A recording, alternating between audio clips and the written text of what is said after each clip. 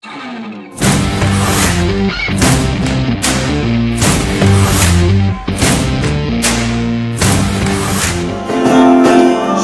então presença, reunidos aqui, contemplando sua face e rendemos-nos a ti, pois no dia sua morte nos limita todo mal e nos deu completo acesso ao coração do Pai.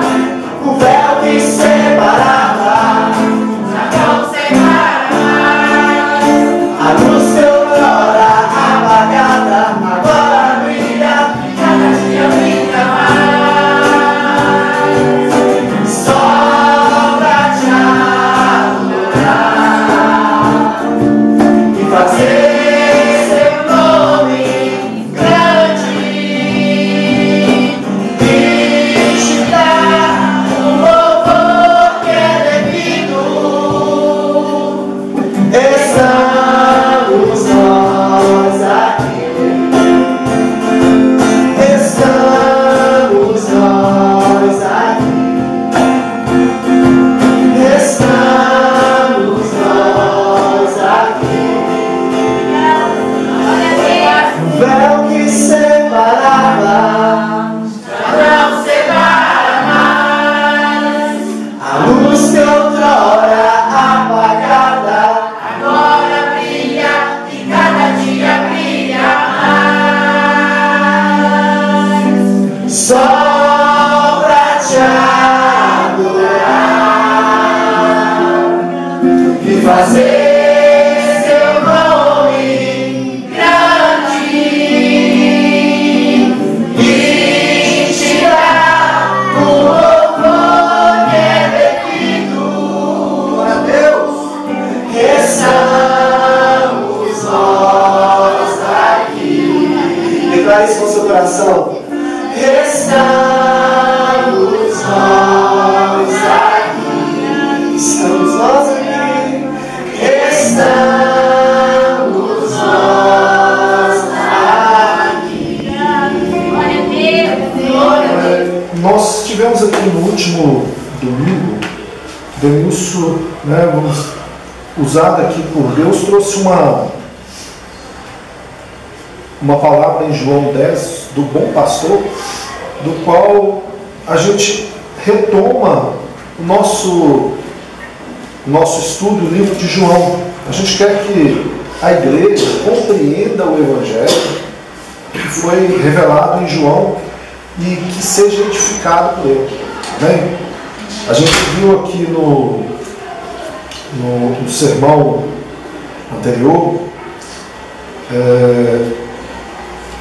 sobre Jesus falar com as suas ovelhas e elas o ouviram, né? E alguma pessoa perguntou assim: por que Jesus fala em parábolas? Muitas pessoas equivocadamente respondem assim: porque é uma forma de Jesus contar histórias e instruir as pessoas acerca do reino.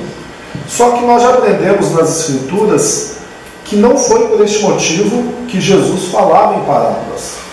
E antes da gente entrar aqui no restante do capítulo 10, eu quero explicar isso para vocês, porque Jesus está falando aqui através de parábolas em João, né? E lá em Mateus capítulo 13, você que está na sua Bíblia pode abrir.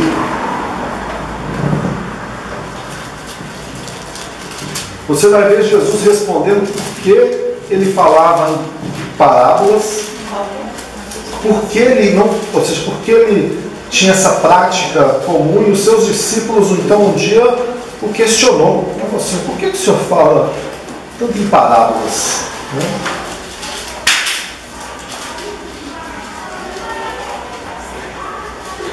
Glória a Deus. Mateus 13, versículo 10 diz assim: os discípulos aproximaram-se dele e perguntaram: por que falas ao povo por parábolas?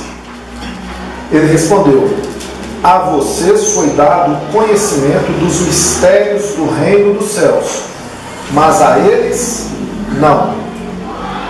A quem tem será dado, e este terá em grande quantidade.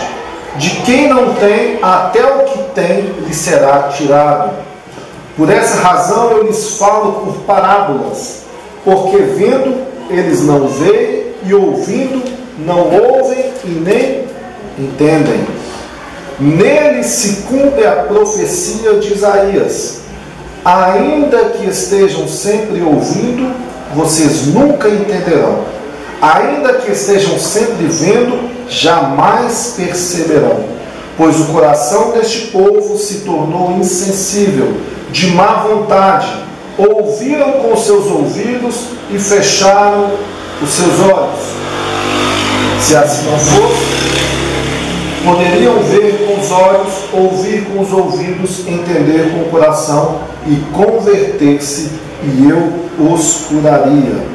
Mas felizes são os olhos de vocês, porque veem, e os ouvidos de vocês, porque ouvem. Pois eu lhes digo a verdade: muitos profetas e justos desejaram ver o que vocês estão vendo, mas não viram, e ouvir o que vocês estão ouvindo, mas não ouviram. Amém? Eu quero deixar essa passagem como uma introdução daquilo que nós vamos ver aqui hoje, porque parábolas foi um método utilizado por Jesus para ensinar. Ele dava exemplos, né? Usava, como foi feito no caso anterior, do bom pastor, né? Ele fez uma parábola. E aí o Denilson trouxe aqui no domingo anterior uma exposição sobre essa passagem, e eu achei um vídeo que eu queria compartilhar. Antes da gente entrar aqui no tema em si, apaga a luz aí para mim, a casa, só apertar, pode apagar todas. Eu espero que passe, né? Será que as ovelhas ouvem apenas a voz do seu pastor? Vamos ao teste número 1. One more time.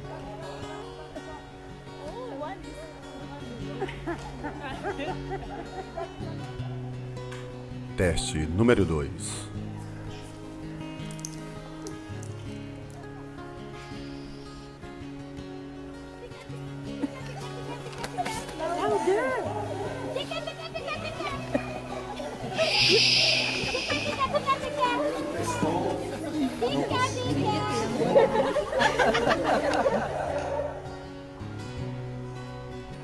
Teste número 3.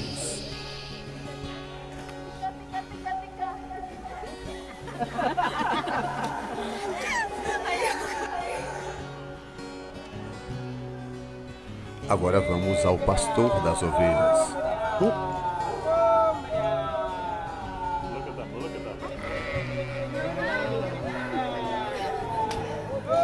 Observem a reação.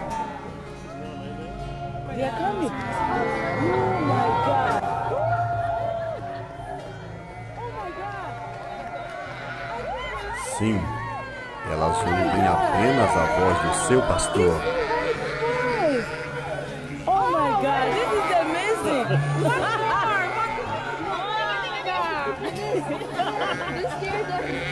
Yeah, you just made them go away.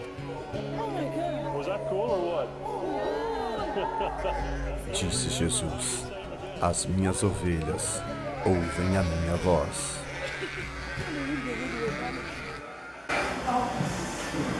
Amém? Essa foi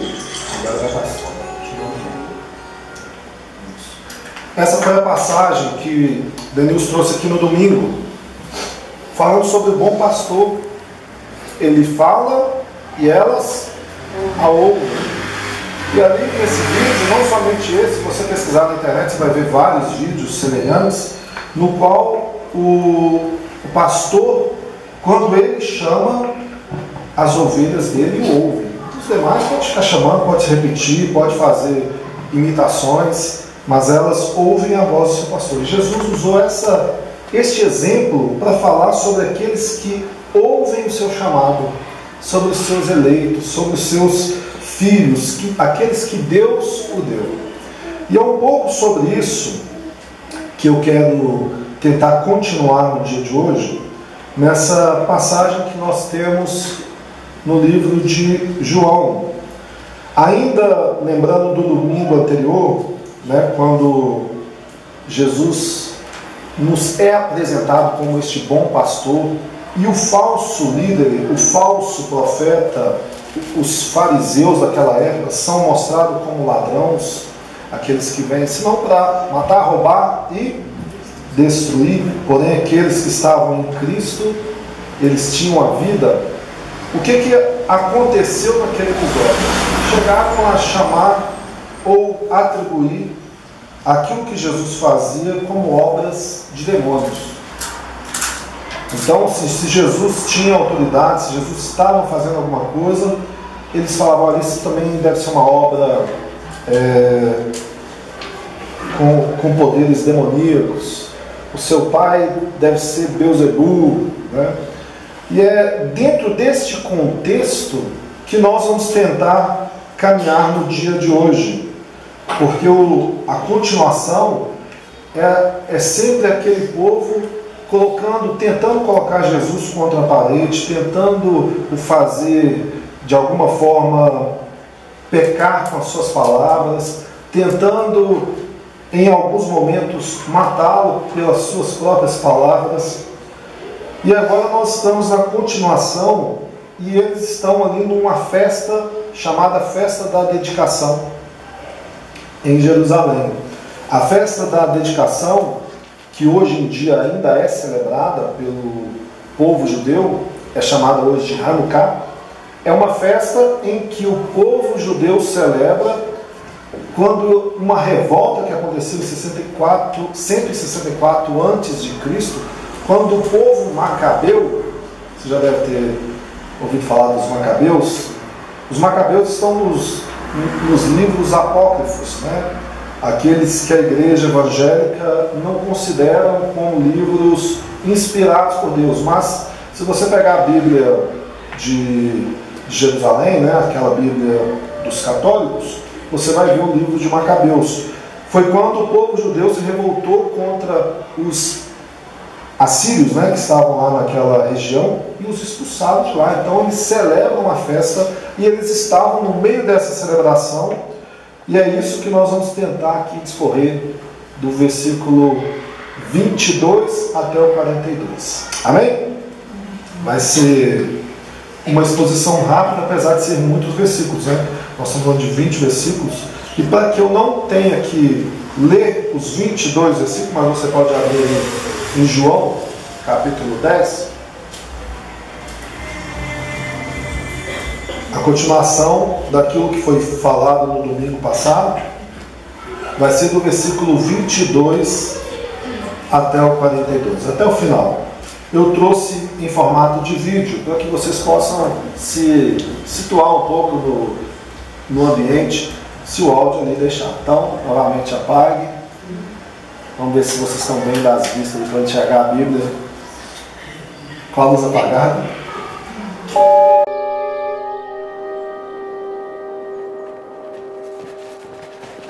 Era inverno, e em Jerusalém estavam comemorando a festa da dedicação.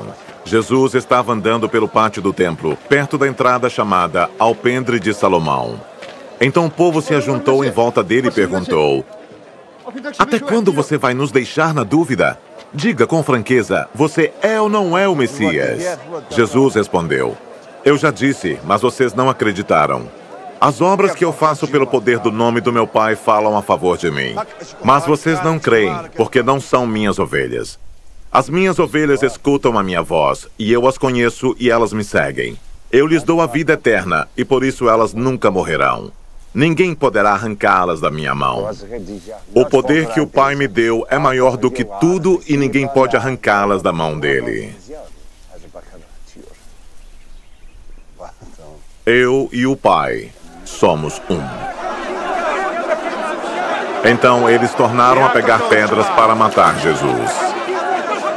E ele disse: Eu fiz diante de vocês muitas coisas boas que o Pai me mandou fazer. Por causa de qual delas vocês querem me matar?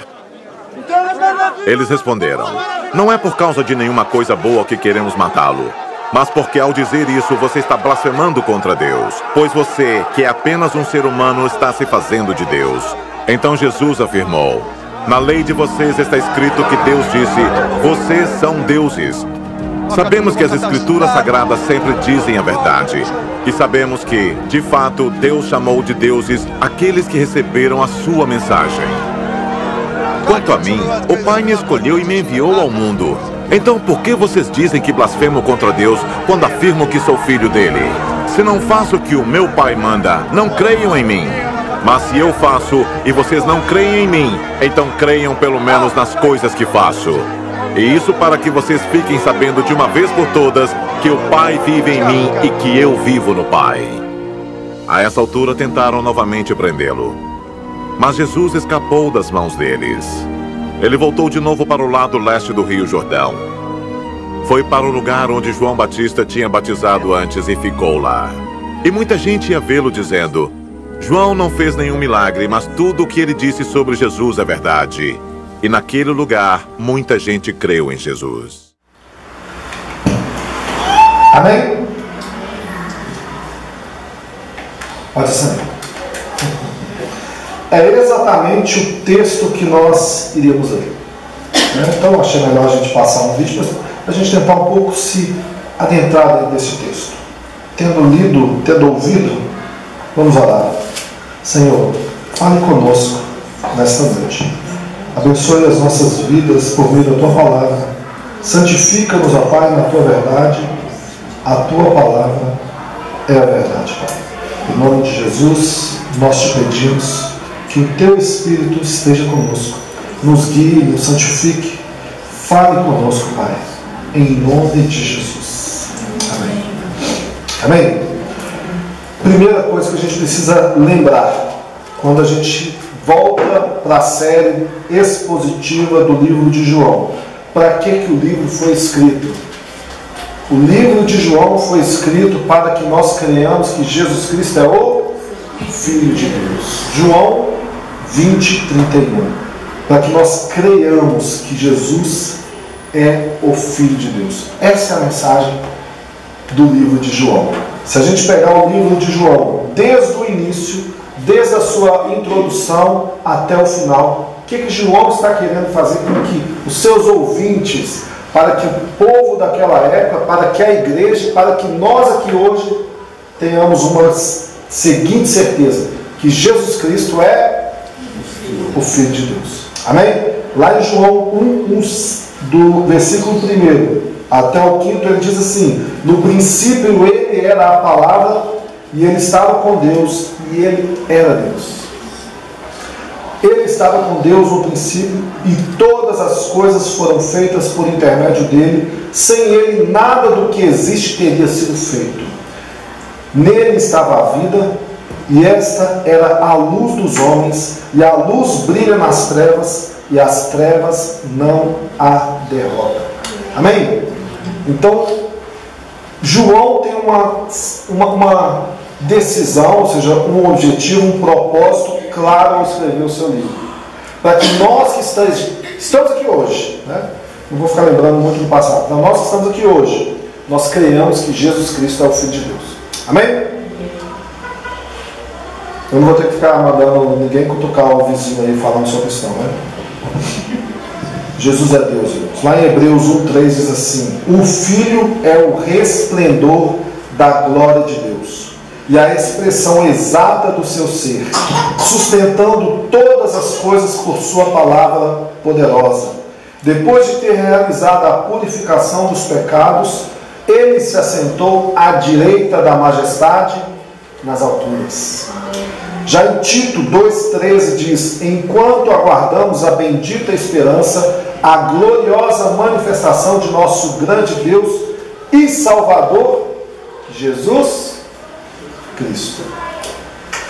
Então agora nós vamos ter um diálogo de Jesus com aqueles seus opositores, com aqueles que estavam com o coração endurecido. E a pergunta que aquele povo faz é a pergunta que muitos de nós às vezes fazemos, né? Tu és o Cristo ou não?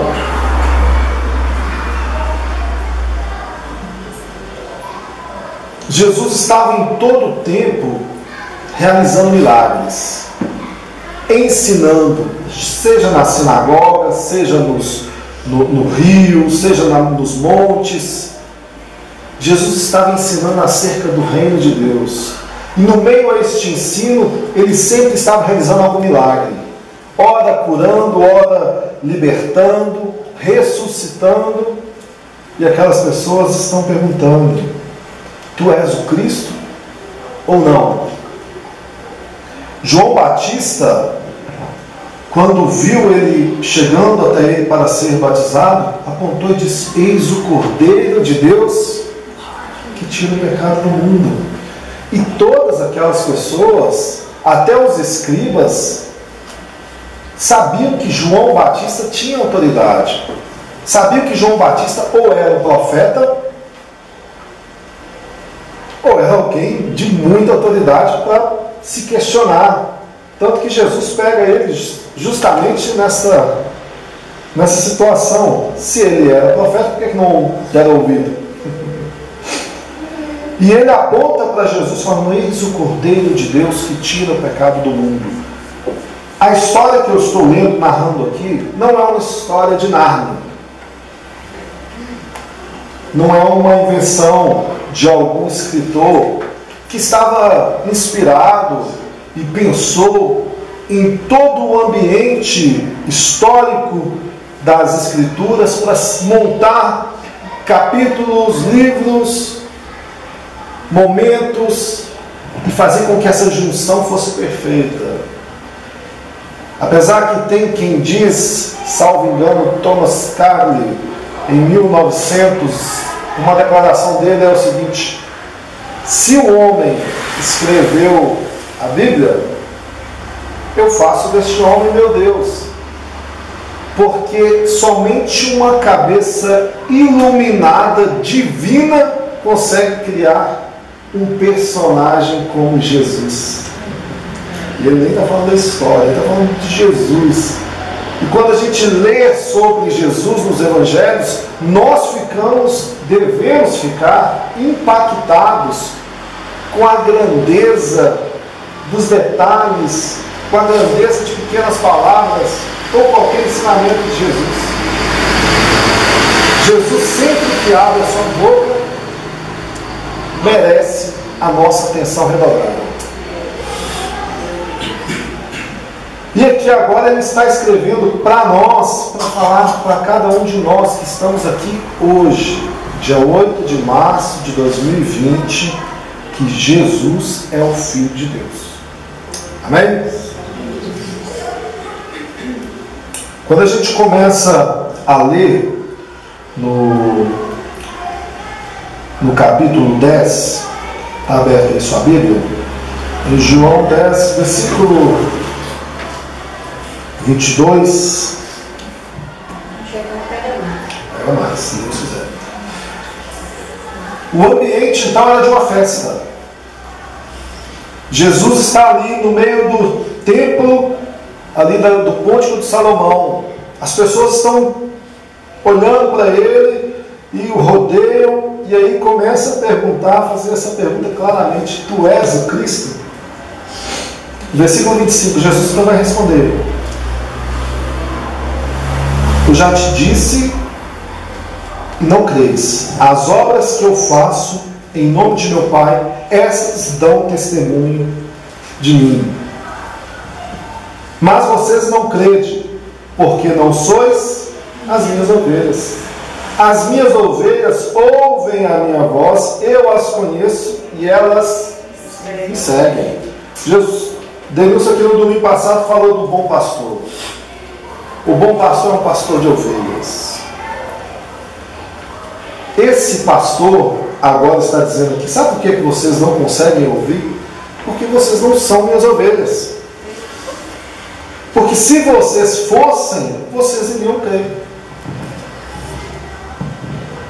Porque elas ouvem a minha voz. quando elas ouvem, elas me seguem. Lembra do vídeo? É exatamente aquilo.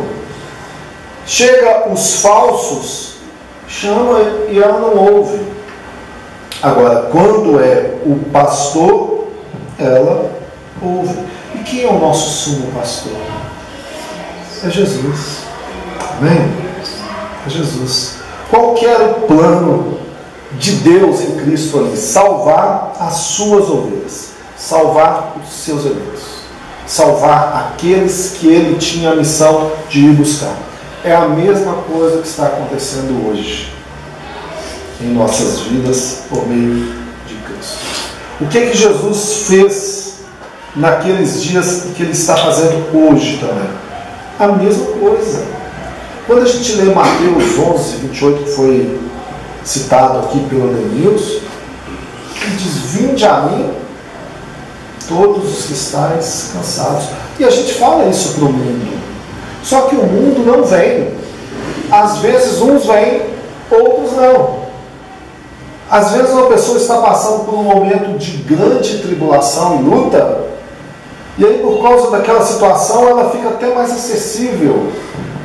Talvez porque perdeu alguém, talvez porque está em conflito, ela está mais acessível.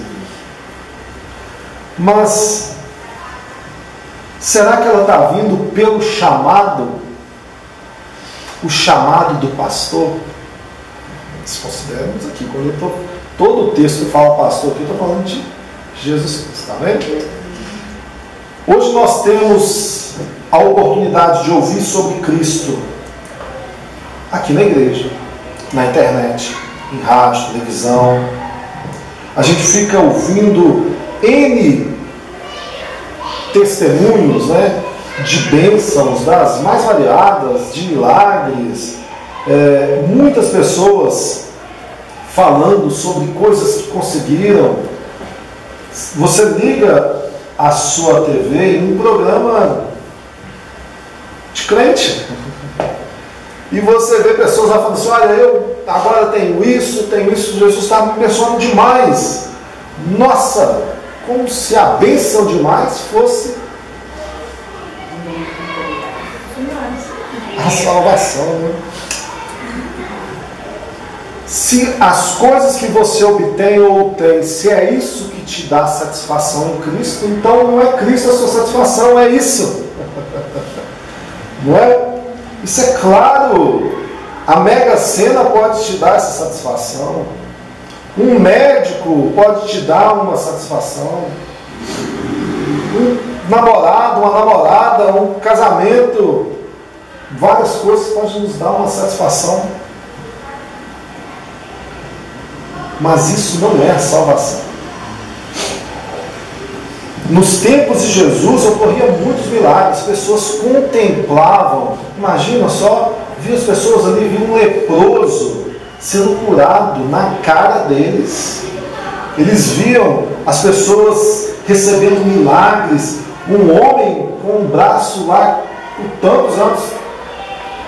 Jesus cura ele diante dos olhos de todo mundo. Jesus chega em Betânia e faz com que um amigo seu saia de um túmulo depois de 4 dias. As pessoas viam, ficavam maravilhados, mas elas não iam até ele. Por quê? Porque não eram as suas ovelhas. As palavras daquele tempo, que são as mesmas hoje, porque nós estamos pregando as Escrituras, deve vir no nosso coração. A palavra que nós vamos compartilhar aqui não é para que ninguém se ache melhor, superior ou inferior. A Bíblia, na verdade, nos dá uma instrução clara, que nós devemos considerar todos os outros superiores, a ponto da gente servi-los. Então não olhe para hoje, não olhe hoje para você com o seu coração assim: ah, mas isso que você está falando é muito fácil, porque você está aí numa posição, né, de chamado de Deus para, então você recebeu uma capacitação. Não, irmãos. Todos nós que estamos aqui temos os mesmos problemas, as mesmas mazelas, as mesmas dificuldades, os mesmos conflitos, uns em graus diferentes, é claro. Talvez tenha uma coisa que para mim não dá problema nenhum, não me tenta em nada, mas para você é uma tentação gigantesca.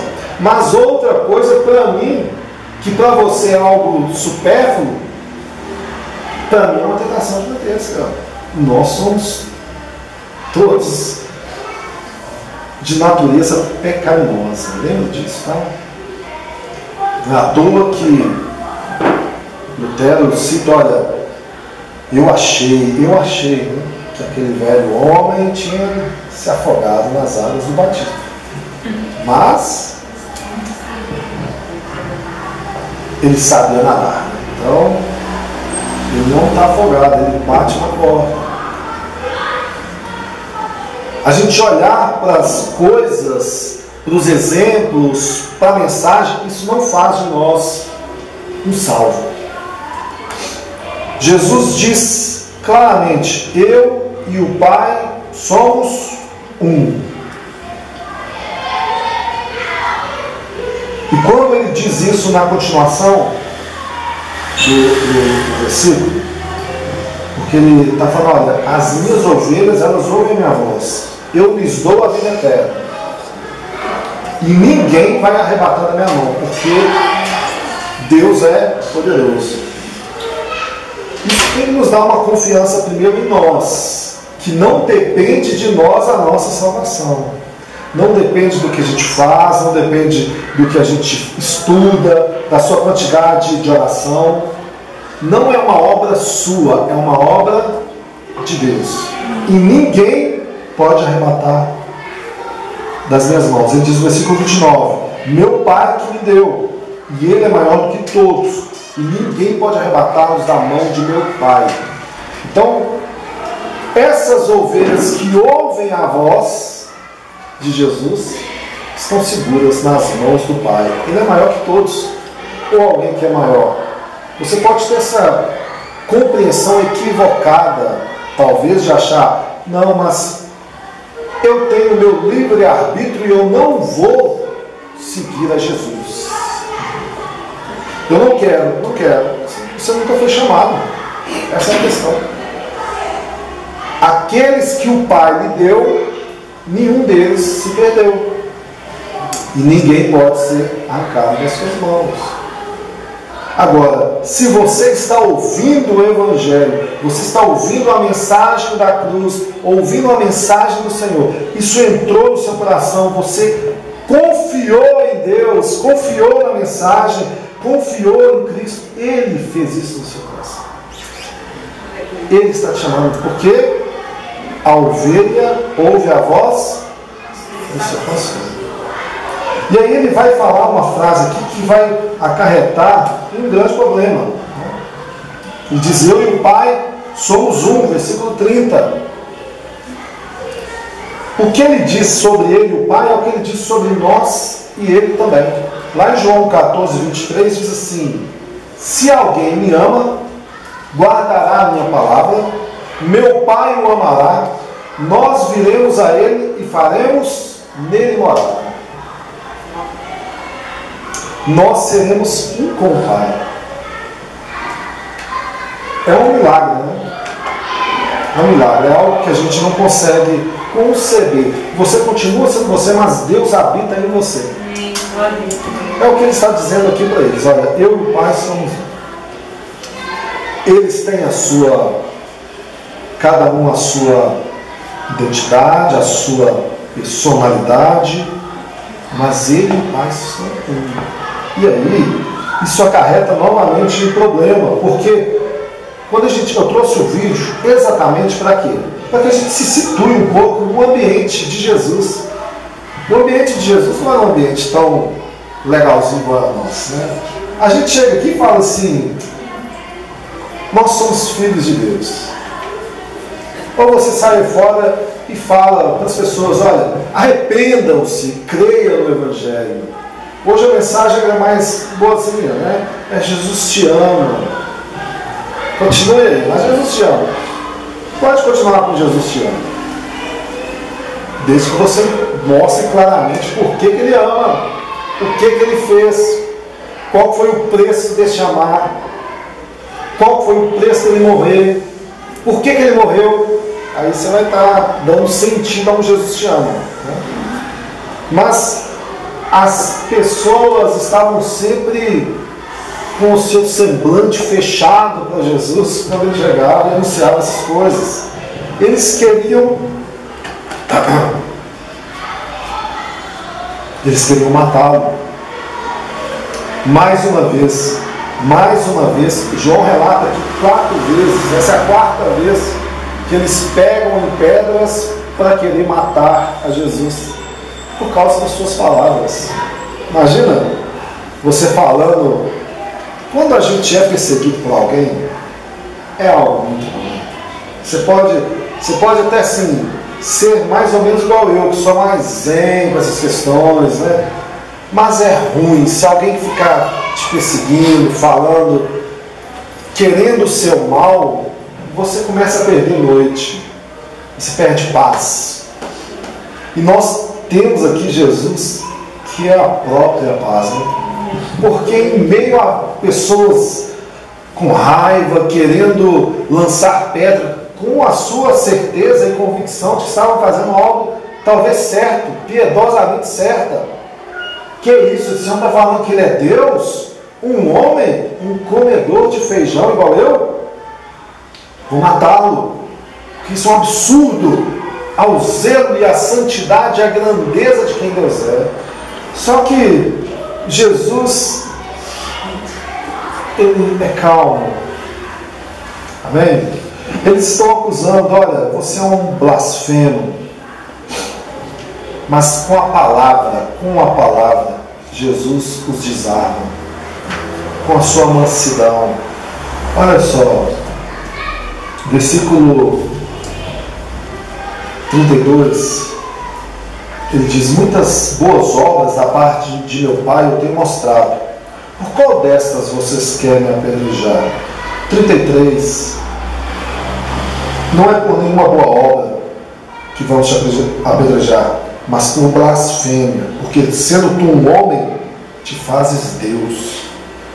E aí que vem a resposta de Jesus. Ele fala: olha, se a lei chama deuses aqueles a quem a palavra de Deus foi dirigida, e a Escritura não pode ser anulada, aquele a quem o Pai santificou e enviou ao mundo, dizei vós, blasfema, porque eu disse que sou filho de Deus. Se não faço as obras de meu Pai, não me acrediteis. Agora, se faço, não me creiais. Crede nas obras, para que entendais e saibais que o Pai está em mim e eu no Pai. Sois deuses, disse Jesus. É um versículo assim que às vezes muitas pessoas têm compreensão complicada sobre ela.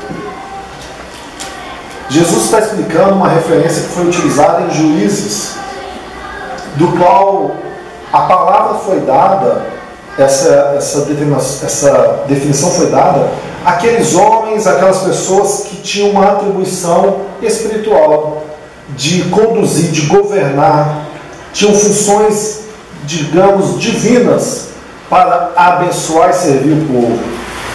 Só que agora eles estão falando: agora vocês estão me chamando de blasfemo porque eu digo ser também filho de Deus. Mas não é isso que as Escrituras dizem? Ou seja, novamente Jesus usa a palavra. Isso deve servir para nós aprendermos que sobre a nossa vida, sobre a nossa fé, sobre a nossa caminhada, nós precisamos ter relacionamento com o quê? Com a palavra de Deus, para poder ensinar com base na palavra de Deus, para podermos responder e tomar decisões segundo a palavra de Deus. O que ele aponta? Olha para minhas obras, né? Ele está falando: olha para minhas obras, olha as obras que eu faço. Ou seja, pelo menos isso, né? Se eu faço algo, se eu não faço nada, vocês não acreditam. Se eu faço, vocês também não creem. Complicado. Se eu não faço, não dá certo. Se eu faço, também não dá certo.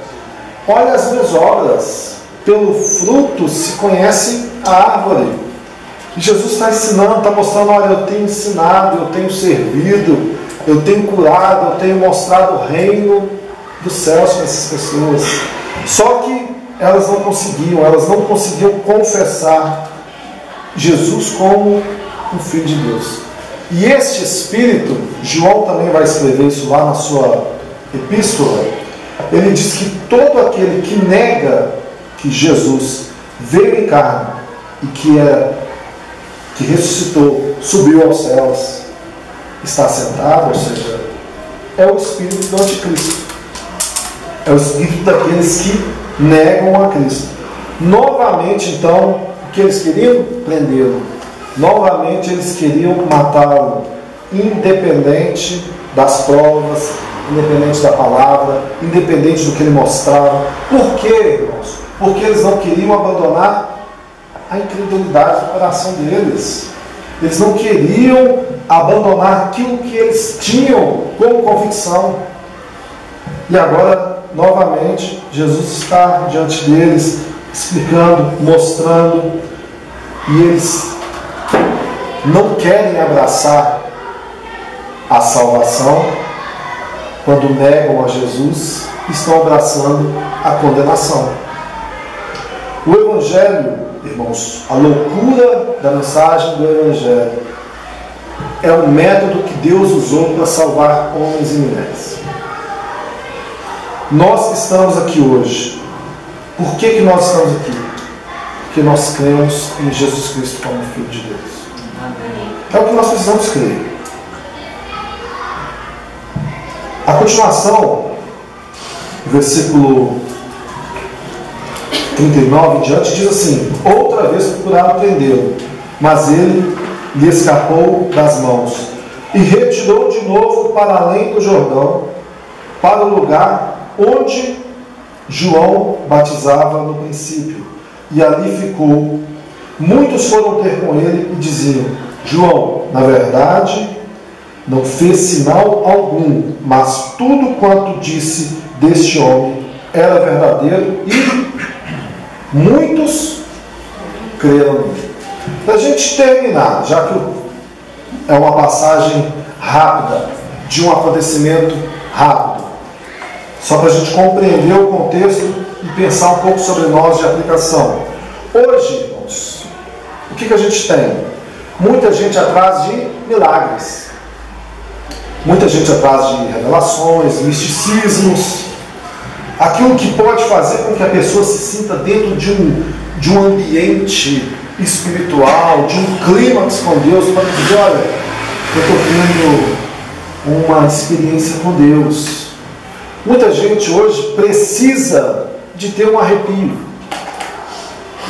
né? Muita gente precisa se sentir, né, sob um êxtase, cair, pular, gritar. Muita gente precisa ver algum milagre. Alguém precisa ver pessoas sendo curadas ao vivo. Não que Deus não faça isso. Muitas pessoas precisam de buscar nos ambientes, né, uma mensagem daquilo que você já sabe. Que coisa mais sem sentido que uma mensagem daquilo que você sabe? É a mesma coisa da sua mãe, né, falando com você: ó, não sai sem blusa que vai fazer frio. Você sai e faz frio. É lógico, o tempo estava mostrando que vai fazer frio, mas sua mãe falou: isso é verdade, minha mãe, bem que minha mãe falou, hein? É só para falar assim, bem que minha mãe falou, minha mãe sabe das coisas, e sabe mesmo.